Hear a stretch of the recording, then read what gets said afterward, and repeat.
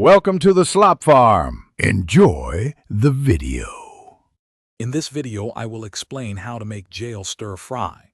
This resourceful meal uses readily available items and a bit of ingenuity. We'll start by gathering our core ingredients, which typically include instant ramen noodles, various snack chips, and some form of processed meat. You'll also need a way to heat water and a strong bag for mixing.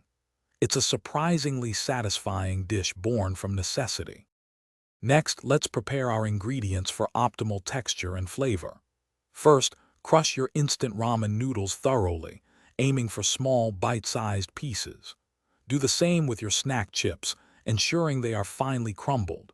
Then, tear or shred any meat snacks into small, consistent pieces. Finally, combine all these dry ingredients into your sturdy mixing bag, ensuring they are well distributed. Now for the cooking process. Carefully add hot water to your bag of dry ingredients. You want just enough water to fully moisten and cover everything, but not so much that it becomes soupy.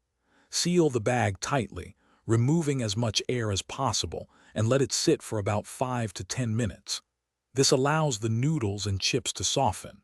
After cooking, open the bag and stir in your ramen seasoning packets and any other flavorings you have.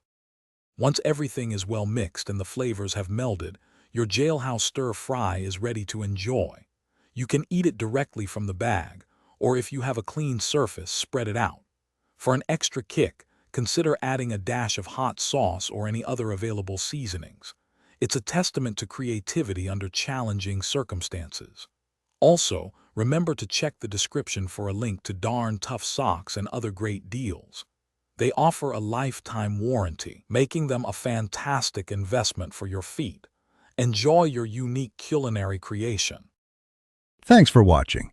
Consider subscribing if we helped you today.